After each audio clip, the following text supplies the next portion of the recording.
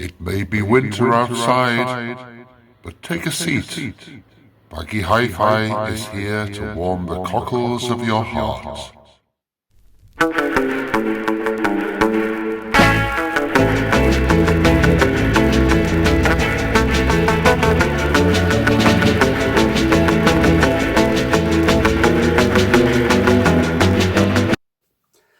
Greetings cats and kittens, welcome once again to Baggy Hi Fi, this YouTube channel devoted to record collecting and the vinyl community here in the UK. Welcome to the latest Baggy Hi Fi video. This is going to be a tag video. I did say in my last video that I probably wouldn't be making a tag video this time round, but I've just been watching about a week ago the Vinyl Voyage channel. Jack over at Vinyl Voyage over the border in Scotland makes regular videos, always very interesting, very engaging. He has a great collection as well, good taste too, and he has made a album art tag video. So I think we all agree that one of the pleasures of vinyl buying is the artwork on the cover. I think before CDs came along, we would sit, listen to our albums staring at the artwork on the cover, and that was definitely one of the enjoyments before CDs came along. Of course, with the size of CDs, really the artwork did suffer somewhat. So it's great that vinyl really has ascended again in our buying habits. And I thought, really, I am a big fan of the artwork on albums, like most of us. And so I thought, I'm going to do this album art tag. There are 12 questions, so let's begin. Now, Jack's first question is, show an album with a band or an artist just looking cool. Well, this is the album I chose, which is Roxy Music's first album, but it's not the front cover that I'm going to show, even though the first 4 Roxy albums had, maybe first 5 Roxy albums had splendid cover artwork. But what I'm going to show is the gatefold of Roxy Music at this stage, when they were very much a kind of an art school, art rock band, with this sort of 1950s mixture of kind of futuristic look, but a retro futuristic look, and definitely 1950s. I mean, look at Brian Ferry then with his big quiff, and there's Phil Manzanera there with his fly eyeball glasses. Andy McKay, definitely looking very 1950s. So that's, and of course Eno there at that stage, still in the band, very much in the band. That's Roxy Music's first album, with the band looking very arty and very cool. Second question, show your weirdest, trippiest, most controversial album cover. I'm going to show the weirdest, maybe the most disturbing album art cover. This is a Butthole Surfers, double live. That image, definitely made before AI. I mean, this came out probably late 80s. It's a double live album. I think that's definitely one of the members of the Butthole Surfers, but just this hideous, like, large head and skinny body with this horrendous sort of sticking out spine. Awfully disturbing picture, I think. Anyway, that's the weirdest cover, which I still don't like looking at today. Butthole Surfers. If you could say the Butthole Surfers were a psychedelic band, then their music was a bad trip rather than a good trip. Question 4. Oh no, sorry. Question 3. Show your sexiest album cover. Well, I don't know about sexiest, but this one is Sultry, and this is Tav Falco. Interesting character, Gustav Falco. Teamed up with Alex Chilton, and then formed his own band, the Panther Burns. And this record is Return of the Blue Panther. Yeah, so mysterious, sultry, smouldering look there of Tav Falco. Sexy? You decide. The next question. Show an album cover that you dislike. Well, this album is an album I definitely like. I like the music on it, but I think the cover is really amateur. Anyway, it's a Canterbury album, and it is by Hugh Hopper, a famous ex-member of Soft Machine, and Alan Gowan, another UK jazz rocker. And this is excellent music on This Is Excellent, but the sleeve art is just this awful sort of felt tip doodle with the hackneyed imagery of an eye, and like this bit's just, what is this? It's just doodling, and then this kind of seascape here, and then rainbows coming over here. The font is pretty horrible as well, I think. So this is Two Rainbows Daily by Hugh Hopper and Alan Gowan. Now, the clinch to this is that Hugh Hopper, great musician, wonderful Canterbury musician, and as I say, this music on this is great. The album artwork is by Hugh Hopper, which I didn't know until I had another look at it. So, excellent musician, but not, I would say, in my opinion, a good artist.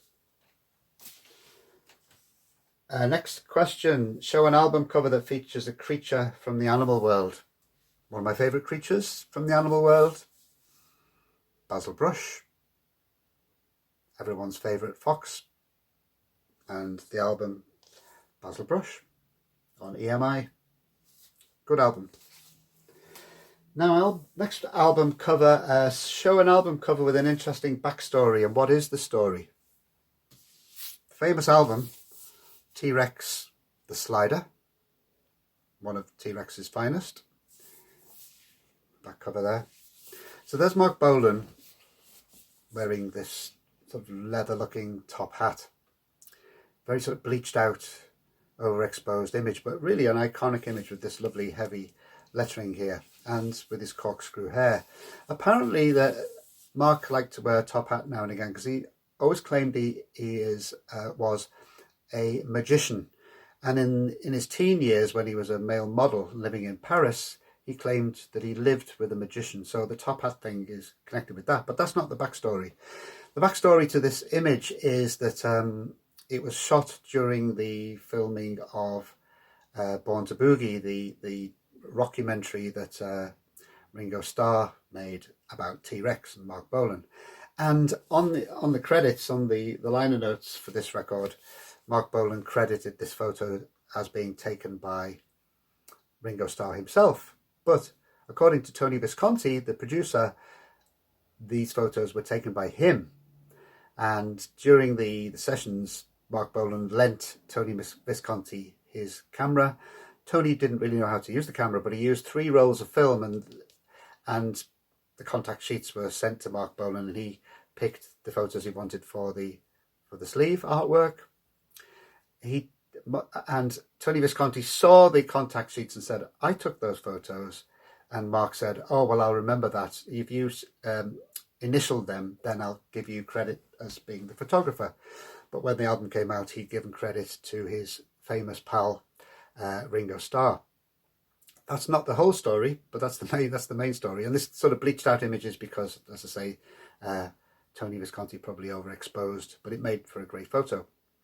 The other aspect of this photo is that it was shot in the grounds of John Lennon's sprawling mansion grounds, Tilworth or somewhere like that, somewhere in the countryside. So that's the backstory to T-Rex the Slider cover artwork. Question 7. Show an album that has an interesting sleeve design, for instance, a die cut or pop-up sleeve. Famous one,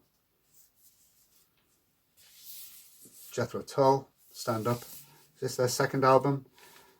And there's the band standing up, popping up. This is a really nice version reissue with a big chunky booklet.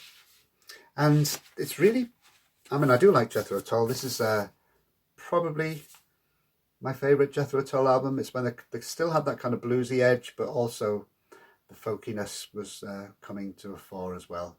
Some great tracks on there. So Jethro Tull popping out all over with Stand Up. Show an album where the sleeve art was the primary reason you decided to take a chance on the music. Well, there's been a lot of interest in electronica labels in the last 10 years or so, and one of them is Castles in Space. So if you buy an album on the Castles in Space label, you know you're going to be in for something really, really enjoyable, I would say, reliable electronica. Now this one I really like the cover of, and it's the Warrington Runcorn Newtown Development Plan. It's their first album, Interim Report, March 1979. All these images of modern Newtown brutalist architecture. Almost looks like a brochure from the very early 70s, and even the back very plain, and it has this nice fake stamp of that it was from the Warrington Public Library, a stamp. So really nice artwork.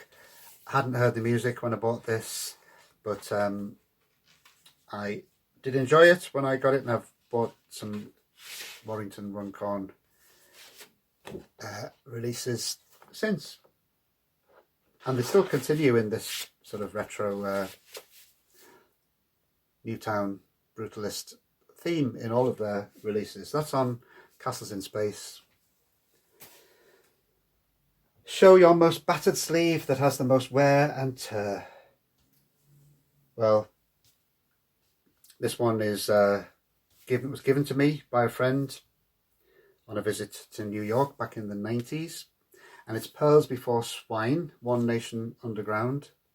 It might not look that battered from here, but you can see this thick gaffer tape which is on the bottom, keeping the sleeve together, and on the back there's some really suspect grubby stains on there. Anyway, the friend of mine in New York gave me this, says, do you want this? He said it's in really tatty condition. The vinyl is quite good, but it is on the ESP label, so couldn't turn that one down. So that's Acid Folks does Pearls Before Swine and One Nation Underground in a rather battered condition.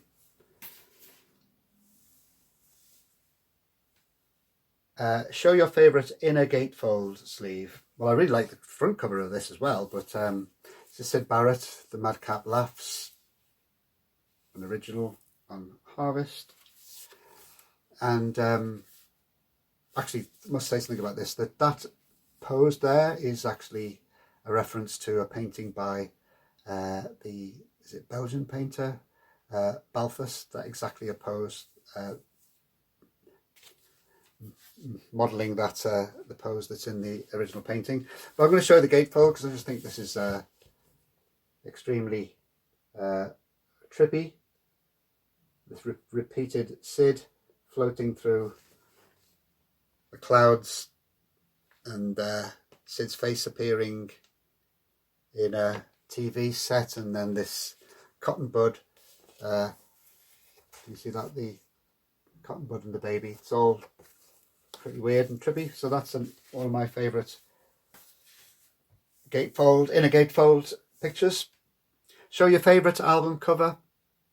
Really hard to do that. I mean, lots of them. I was thinking about showing my favourite cartoon album cover or my favourite design on an album cover, but I'm going to show actually one of my favourite albums, and the cover artwork is so sympathetic to the actual music and the story behind it as well. So it's Julian Cope's Fried, one of his early solo albums after leaving Teardrop Explodes, and this is Julian mentally not in a great state after the excesses of pop stardom in the Teardrop Explodes, and this is when he retreated to the Staffordshire countryside and put this turtle shell on his back, and there he is crouching among the Staffordshire countryside. I just think it's a great image, powerful image. But also if you read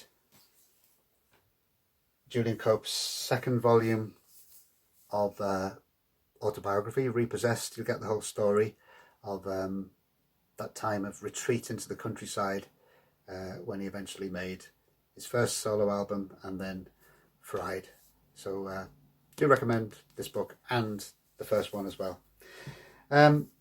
Right, so final question 12. If you had to live in an album cover for the rest of your life, which one would it be? and why.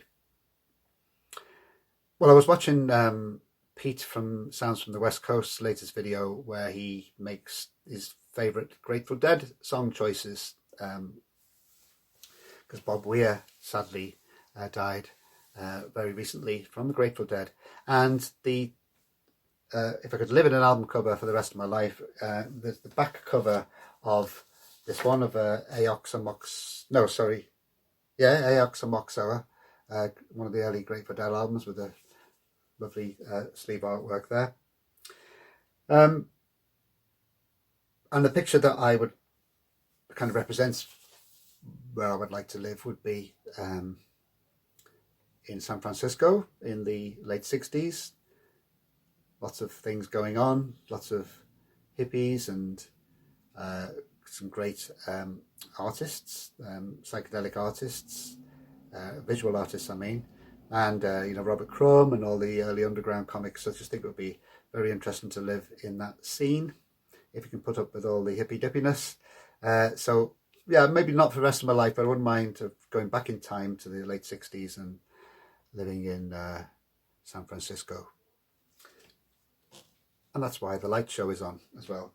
Hey, so that's all of the questions, but the final bonus question is: create your own album cover for an album released by your channel. Well, I don't really have plans to release an album, but I do paint and draw.